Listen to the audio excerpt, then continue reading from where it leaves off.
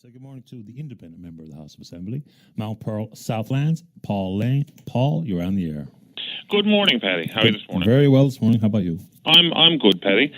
Paddy, I just wanted to call about Nalcor.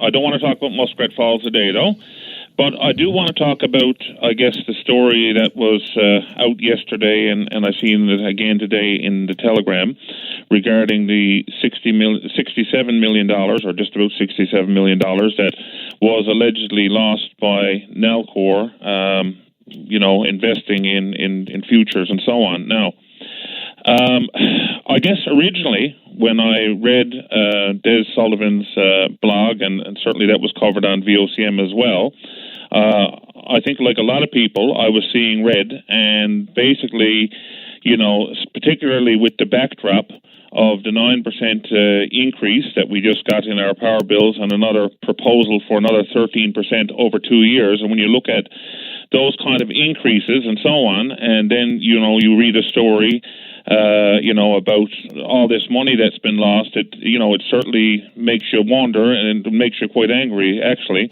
But I have to say, though, since then, in reading James McLeod's article this morning in the Telegram, it paints a slightly, I would say more than a slightly different picture as to exactly what happened. And I think part of the problem that we have is that we really haven't gotten the details, to my mind at least. And I think that Nalcor, quite frankly, would be doing a real public service if they could perhaps come on, your show as an example, whether it be Mr. Marshall or somebody else from Nalcor, to explain to the public exactly what happened.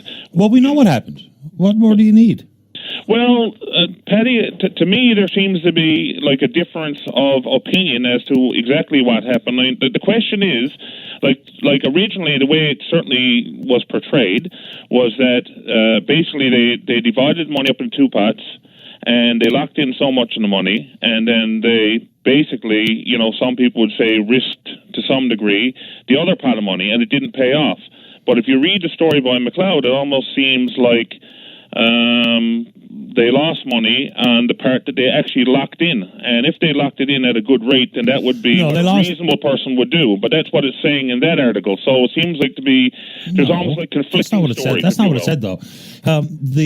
Look, no matter how you slice it, who you are, private or public, if you play the futures, it is built and it's inherent with risk. It's just the way it works. Now, sometimes it plays out to your favor, sometimes it doesn't. The money lost is the difference between the locked-in, and the analogy of the mortgage in this case is okay, because sometimes when we talked about Muskrat and credit cards, that was not a fair analogy and it didn't make any sense. But this time, what the analogy offered makes some sense. You get a mortgage, you delay closing, and or you close half the cost and defer half the cost to play the futures to depend on interest rate hedge. Okay, that's fine. The question is, as posed by Mr. Sullivan in his blog, is that, again, we weren't told. Now, that immediately brings on the next question.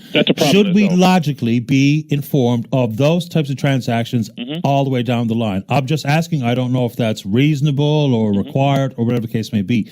But when Mr. Marshall says that it's standard business practice, look, private companies will take every opportunity to make money off your money. That's just how it goes. Absolutely. Whether it be like in the insurance business, good example. The insurance companies will offer you the ability to pay your yearly premiums up front. January 1, you have it taken out of your bank account or write them a check in full. They make money off your money without even getting, like, for instance, you can't have an accident in January and benefit from your August premium.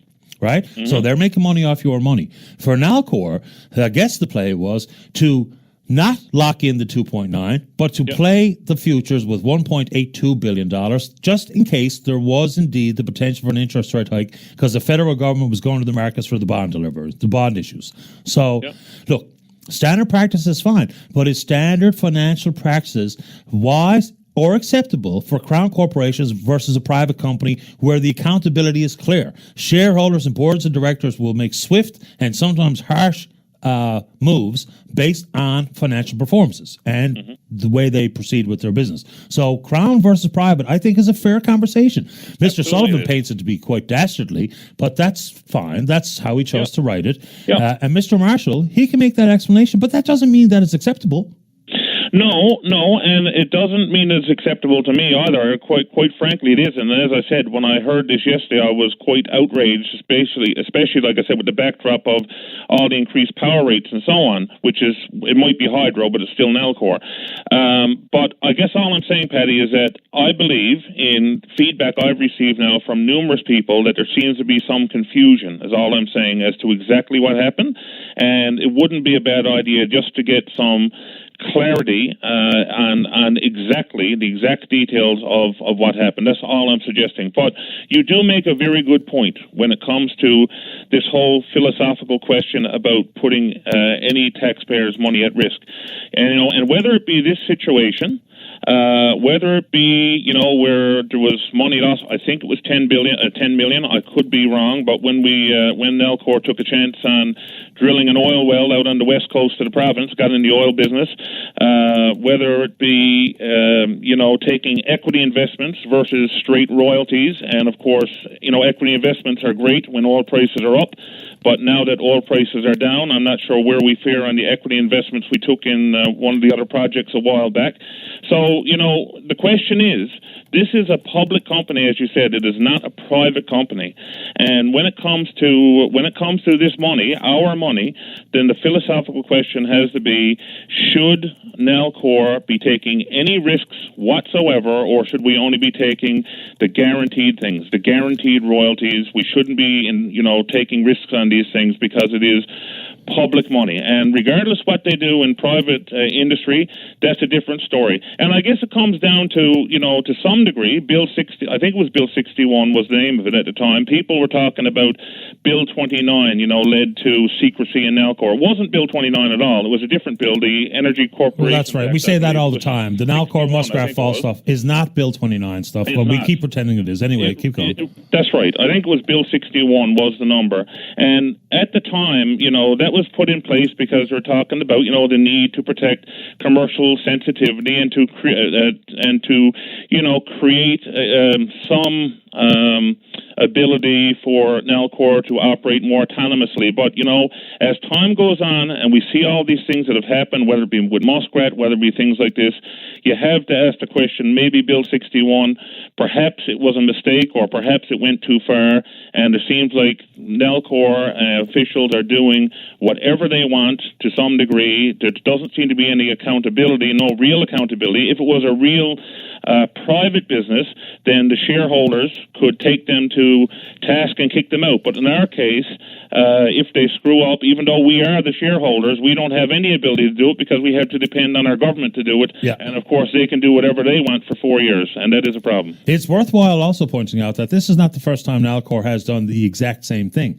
And it doesn't make it bad or wrong or unacceptable or unnecessarily risky if they say it's proven business practice and prudent business practice, the question has to be asked whether or not the Crown should be playing the same game a private company will play. That's be the ultimate question I would ask. Philosophical question. And it's, I think, a very simple one. And the answer can come from not Nalcor itself, because their guidance has to be offered by the Premier and Cabinet. But insofar as whether or not they've done it before, they absolutely have. 2013, I have a financial report that I've read through. They did the exact same thing then.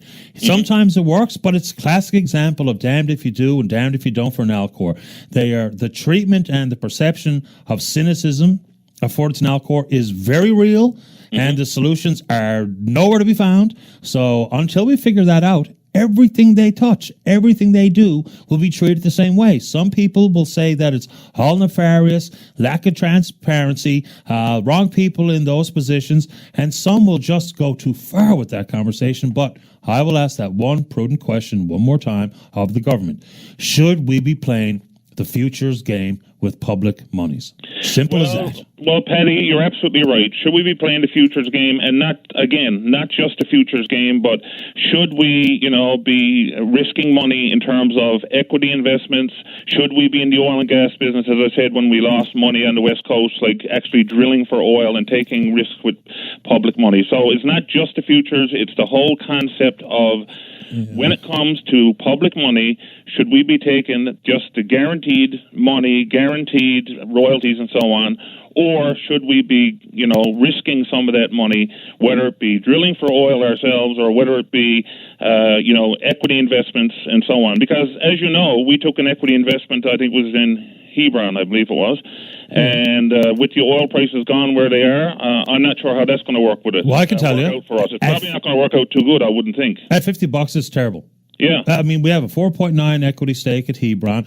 All the capital investment by the players involved, Exxon in particular, the operator and their partners, they have to be repaid in full before we get to the real royalty regime that we should be enjoying from day one. We also had to put $117 million cash on the barrelhead to achieve that, and we are subjected to 4.9% of all cleanup and stuff if and when anything goes wrong, and to close that well at the end of its life expectancy. So, look, If oil was $110, that 4.9 would be probably a very, very good looking deal insofar as straight up math goes. Not about negotiation and or posturing, but straight up math. At $50, it is not a good deal.